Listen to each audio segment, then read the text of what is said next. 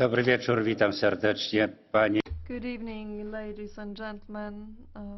The next point on the agenda concerns the declarations of the Commissions on the combating the hate and violence towards democratically elected persons. In this debate, we do not foresee a blue card procedure. On behalf of the Commission, now I would like to hand it over to the Commissioner, Julian King. Please.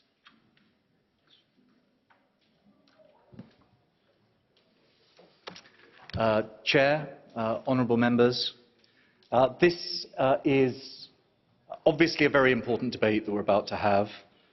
In our democracies, political debate can sometimes be fierce, even very fierce. But resorting to violence or inciting hatred is never acceptable. Politically motivated murders, physical or other acts of hatred are shocking and directly contrary to our very core European values. Earlier on today, this House has already paid tribute. Let me join that tribute to a fighter for freedom and democracy, the Mayor of Gdansk, Mr. Paweł Adamowicz. For 20 years, he stood for those values. He dedicated his life to the service of his city and wider society. And while I'm speaking about this subject, I cannot but also recall the death of a member of the UK Parliament, Joe Cox, who was a passionate defender of the rights of everyone in society, including new arrivals from abroad, and indeed of the European Union.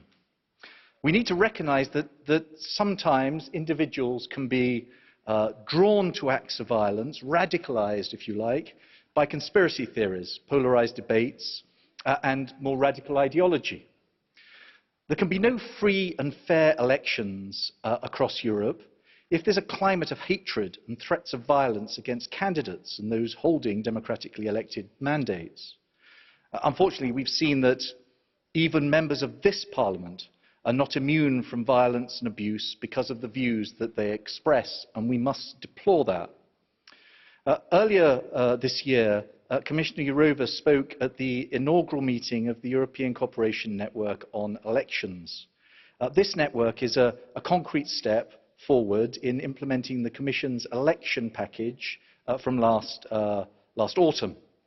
The package recommended deeper cooperation within and between member states to jointly identify and counter threats to our democratic processes and protect the integrity of our elections.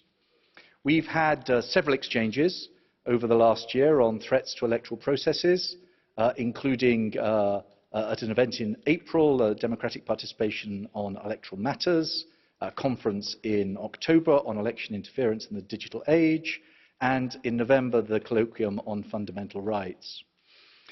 At all of these exchanges, one message comes through. One way a climate of hatred and threats of violence can be created is through disinformation and smear campaigns, often spread through the social media or accelerated through the social media. There have been coordinated disinformation campaigns which aim to discredit and delegitimise elections around Europe, sometimes conducted by third countries, and sometimes by private interests from within our countries that do not have citizens and our democratic processes at heart. Responding to this effectively is a challenge. These threats don't respect borders or jurisdictions. They do not fit neatly into how we've dealt with regulating elections and political speech in the past. A group can misuse personal data to target online disinformation or to attempt to intimidate voters through threats. Other aspects, such as the often widely diverging rules on donations and contributions, and the opportunity that the online environment creates to get round existing electoral rules, make it even more of a challenge to deal with this. That's why we need to collaborate together to ensure that we can bring together the resources and expertise needed to strengthen our readiness to respond to and to resist and mitigate this kind of challenge. Within the framework of the European Election Cooperation Network, we are discussing what works, such as good ways to reach out to citizens to build their awareness and to retain their trust. The media literacy effort that has been pursued in Sweden before their last election was a good example. We consider new ways to involve citizens in securing the democratic process itself, as Latvia recently demonstrated by inviting citizens to give examples of political ads which were thought to break national rules directly to the regulators. And we'll discuss how best to make use of existing tools, from data protection to financial supervision, how best to close gaps which may have opened up as new technologies and their use and abuse have come into this electoral space. We'll look to see where we can deploy the Europeans' institutions, our institutions' influence and competencies to support and help the Member States' efforts. In particular, this means working to ensure that the internet platforms, the big social media platforms, live up to the commitments that they have signed up to as part of our various codes of conduct and good practice. The Code of Conduct on Hate Speech and the Code of Practice against Disinformation. And as you may have seen, we presented the first of what will be a series of monthly reports on the progress the social media platforms are making in tackling disinformation yesterday. On the subject of hate speech, we need to keep in mind that hate speech is not free speech. It should be an unwritten duty of all democratically elected representatives to condemn hatred and to refrain from incitement to it. In accordance with the jurisprudence of the European Court of Human Rights, states may sanction or even prevent all forms of expression which spread, incite, promote, or justify hatred based on intolerance. In today's society, online hate speech poses a threat, a societal threat, which not only affects the safety of immediate victims, it has a more general chilling effect on the freedom of expression and debate, not just online, but in our societies. Our core objective should be to ensure that authors of illegal hate speech are effectively prosecuted. We must ensure that all member states implement the framework decision on racism and xenophobia. The challenges that European electoral processes face are too complex to be solved by any one authority, member state, or even private sector service provider acting alone. Indeed, no one should be left to act alone in this space, or indeed to hold all the cards and make all the judgments. Rather, a comprehensive approach is essential to ensure electoral security and legitimacy while preserving an open democratic debate, a level playing field, and the security of all those involved in our democratic processes. We must never lose sight that all our efforts need to be fully rooted in protecting and promoting the rule of law and respect for fundamental rights, in particular the freedoms of expression and association, which after all is what we're fighting to defend in our democratic processes and elections. Thank you for putting this on the agenda. We look forward very much to hearing today's debate and following up with you subsequently between now and the European parliamentary and other forthcoming elections. Thank you.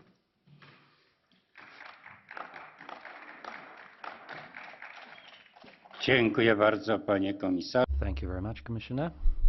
The debate will continue as follows. We'll have interventions in the name of political groups and one intervention for unattached members. For the EPP now, as the first speaker, the floor goes to Mr. Lewandowski. You have the floor. Dziękuję. Dziś tutaj Thank you. Here today, at the heart of European democracy, we're talking on how to protect our democracy from hate speech, which destroys our common spirit and leads to violence and then to brutal regimes. Just recently remembered Holocaust. This debate is, in the first place, not only our reaction to the assassination of Gdańsk's mayor, Mr. Adamowicz, who was my personal friend. He was assassinated, killed with a knife. But he was unable to hate others, even his opponents, in Gdańsk, a city which is a venue of many cultures, positive and negative elements of history, at the final of a big charity which is unique, that it mobilizes positive energy in millions of people. But today it's not about what happened, but according to the will of Pavel's family, who's present here today, it's about drawing conclusions for the future, because it's a pan-European problem, it's not a Polish problem. Before Mr. Adamowicz, there was Joe Cox in England in 2016, Theo van Gogh in Holland in 2004, Anna Lindh in Sweden in 2003. Before that, we had Olaf Palme, but also had Daphne Caruana Galizia in Malta and Jan Kuciak in Slovakia. There are too many politically motivated deaths in 21st century, where we should know already everything about the lessons from the 20th century, so the wars and the totalitarianisms, because those thrived on hate speech. They thrived on the language of Nazism, of Bolshevism, and other totalitarianisms. This is a language which deprives people of human dignity, which excludes people from the common good as enemies. This is now coming back, hand in hand with the anonymity of internet. All demons are woken up. In the case of Poland, hate speech was nationalized and the public media criticized Mr. Adamowicz on Meniopedia. This was tolerated, and if you could hang maps in the market square, and then there were death certificates issued for the mayors of cities which would accept refugees. That's what you get. But hate speech sees no borders. It's attacking us from many sides, because we are based on totally different values: the respect of the human being, openness and dialogue, among others. So I hope that the death of Mr. Adamowicz will be a wake-up call for us. If we doubt in the self-limitation of the political elites of different codes of best practices, then we must improve regulation, legislation, and it must be followed, and hate speech must be eliminated, in particular on the internet. There it's most dangerous because of anonymity. We might follow the draft law proposed by Heiko Maas in Germany. We have a recommendation from the Polish ombudsman, 20 such recommendations on fighting hate speech on the internet. Only in such a scenario, the evil that took place, that happened, can be turned into something good. Following the wish of the family of Mr. Adamowicz, his death will not be in vain. Thank you very much.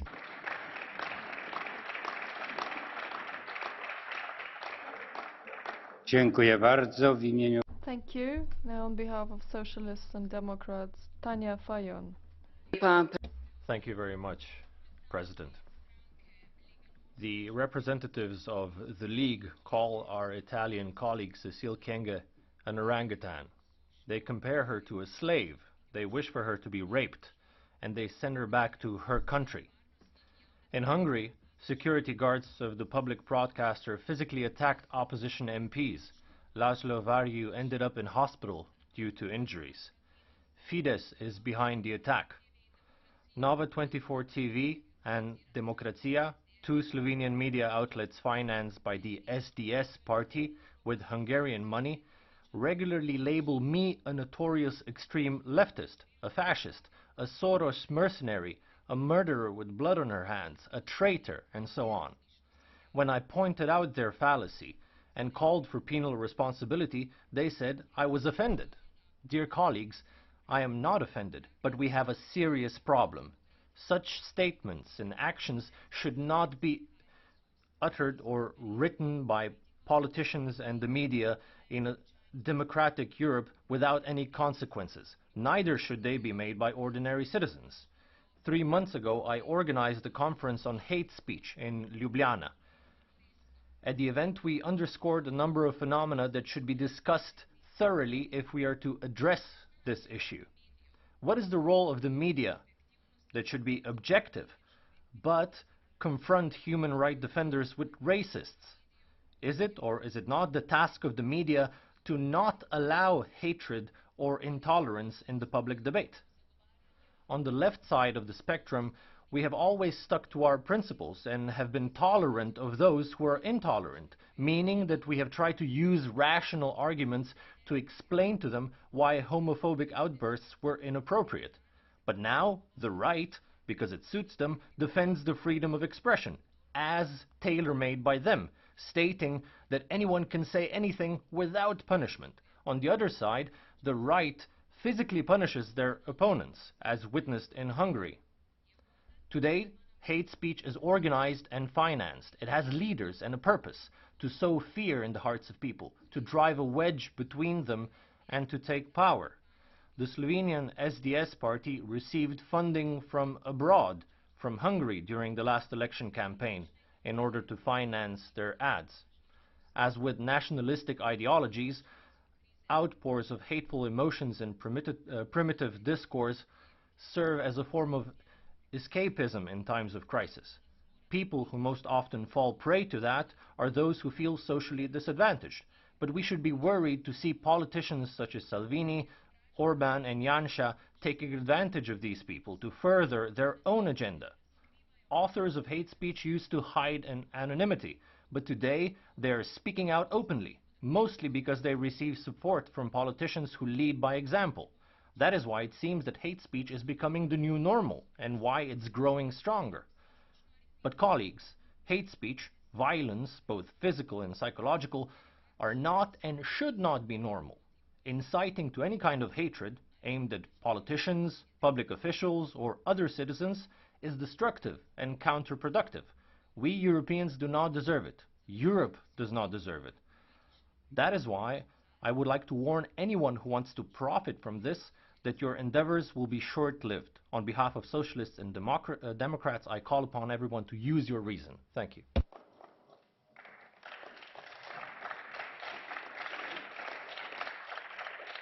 Dziękuję. Thank you. Now, on behalf of ECR, Mr. Legutko, over to you. President, Commissioner, I must say I would be rather cautious about regulating this so-called hate speech problem and what you called political climate. It's a very elusive, vague term, and it's usually used by politicians against their enemies. It is always them that are hateful creatures. It is always our opponents. They are bad people. You had a very good example. You had two interventions before mine, and in each of them, it was them, you know. It's never us. Even in this chamber, this is a highly partisan and highly political institution. Whenever we hear an offensive language, and we hear this offensive language quite often, when somebody from this part of the chamber said something offensive, insulting, he's usually punished or reprimanded. When somebody from that part of the chamber said something awful and disparaging, well, it's a free speech. So the problem is, of course, who defines the rules and who will execute those rules. If I think of those two interventions, and I say to myself, if this is the language of love and tolerance, we don't need hate and intolerance anymore. Let me state the facts. A couple of years ago, the mayor of Gdańsk was assassinated by a man about whom we know that he was a convicted criminal with a long psychiatric record. And immediately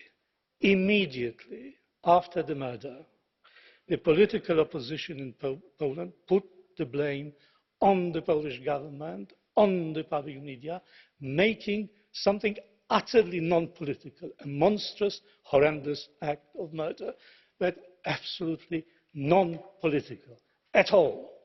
They made a huge case against us. If you can think of the most immoral, vile, repellent, foul, wicked, disgraceful, outrageous example of political cynicism, that it is it. You have it, and you heard it here. You heard about the media lynching the late president. Is that the language of love? Should it be punished, Commissioner? Or should the EPP, a colleague of mine, get away with it? And if I say that they lynch me, then probably the authorities would not be as tolerant. Never mind. So the problem is that even the tragic death does not prevent some of you from using this death to pursue political agenda. This is political cynicism incarnate. There are no inhibitions, no sense of shame. Really, when some years ago Mr. Schäuble was attacked by a lunatic, we didn't talk about political climate, and it was a good decision.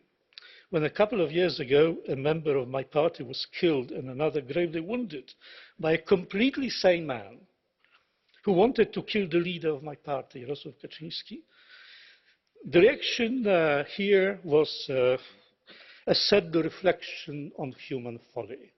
Nobody talked about hatred or hate speech. I can't remember any reaction from the European Commission. You were not there, Commissioner, so that's against you.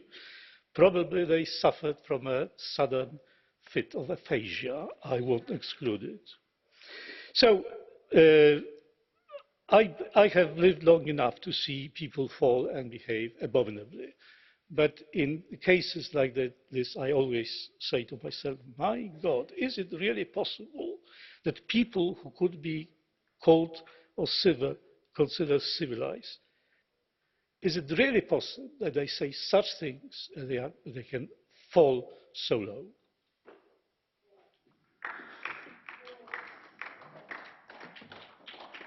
Dziękuję bardzo w imieniu partii. Thank you very much. Now on behalf of the Greens, Ana Miranda.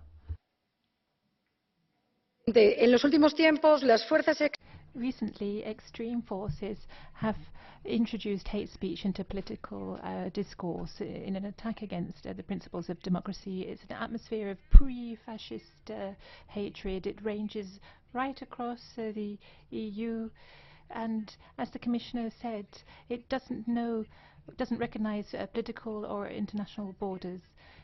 Eleonora Forense, Judith Sargentini,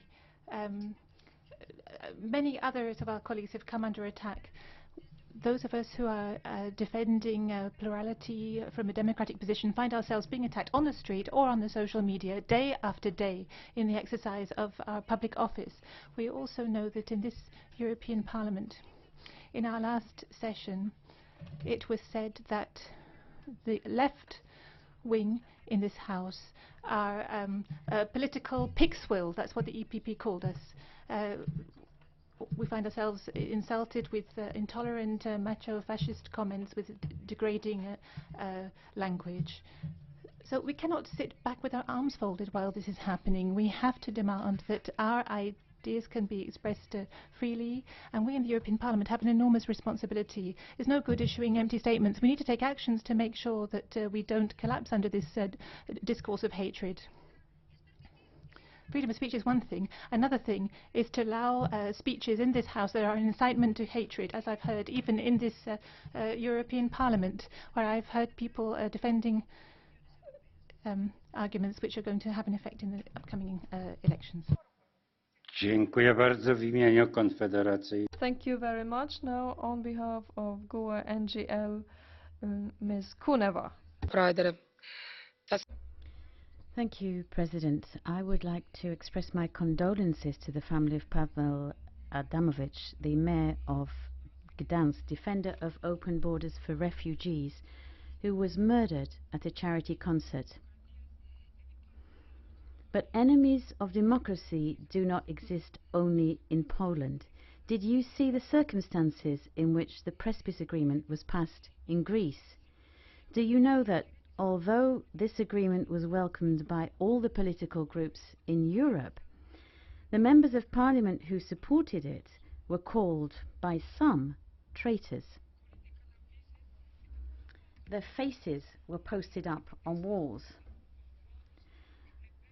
Their homes were attacked by hooded people throwing stones and Molotov cocktails.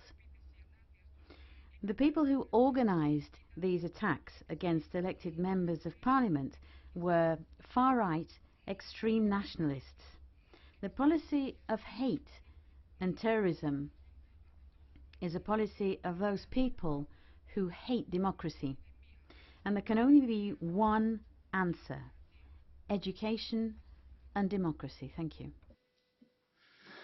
Dziękuję bardzo. W imieniu... Thank you. Now in the name of the EFDD, Jörg Meuthen has the floor. Mr. President, colleagues, I'm grateful that this debate that I requested is on the agenda today, and all the examples show how important it is. Feelings in society are running ever higher. All too often they lead to physical violence against holders of public office. I'm thinking here primarily of the mayor of Gdansk, Paweł Adamowicz, who fell victim to an appalling attack. Mr. Lewandowski has said what had to be said, and I can assure you that concern about that spreads far beyond the borders of Poland. I want to say very clearly that we all must condemn any form of politically motivated violence. But I have to criticize the fact that while extreme right-wing violence is rightly ostracized, extreme left violence is often trivialized. German social democrats lend support to this. The deputy chair of the SPD, Stegner, says that violence is just not left-wing. His party comrade Martin Schulz says that leftism and use of violence are mutually exclusive, but these gentlemen would do well to have a look at the history books. The dark deeds of socialism and communism fill thousands of pages, and extreme left violence is also a problem of the future, of the present. Looking, for example, against the acts of the terrorist anti-fascist movement. Of course,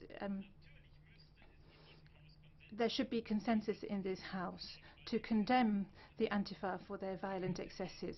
But quite the contrary, here we have members in the German Greens who proudly display Antifa symbols in the plenary chamber. So they are actually expressing support to extreme left terrorists. One of them has even made it to be the leader of the Green group. She's not here, but I would tell Ms. Keller that she ought to be ashamed. When fascism returns, it won't say, "I am fascism." No, it will say, "I am anti-fascism." Those were the prophetic words of Ignazio Silone. The Antifa stands for this return, and some people in this House don't even manage to distance themselves from that movement. They actually show solidarity with this gang of thugs, and that is really pitiful. When left-wing violence is played down, then we shouldn't be surprised that bomb attacks have been perpetrated against the offices of my patriotic party and that people have been beaten up. We will always defend the right of the left to say whatever they like, whatever rubbish it is, but the left wing want to muzzle us, and I can tell them that they won't succeed. Grupy Europy Narodów I Wolności, pan... Now on behalf of EFDD, Mr. Nicolas Bay. Objet, je cite. Colleagues, the title of our debate is Combating the Climate of Hatred and Physical Violence Against Democratically Elected Mandate Holders. I'm very familiar with this subject because the representatives of my party, our leaders, our candidates, our militants have long been at the receiving end of lynching by the dominant media, but also physically and mentally harassed by extreme left militias. That's true for France, but pretty much all countries in Western Europe. Alleged experts leap to the aid of governments, which increasingly contested, and spit out their hatred of all those that they say are populists. And ban all form of democratic debate. That's particularly the case in Germany. I didn't hear anyone object when our colleague Beatrix von Storch had her car torched in October 2015, and we're still awaiting clear condemnation against the attack, which is violent as it was cowardly, against the Bundestag member Frank Magnitz. On the 7th of January in Bremen, Mr. Magnitz was beaten up and left for dead by a group of leftists. Instead of finally tackling the militias of the extreme left, the German government found nothing better than to put all of the AfD representatives under surveillance by the intelligence services. And in this hemicycle, there are still members who openly express allegiance.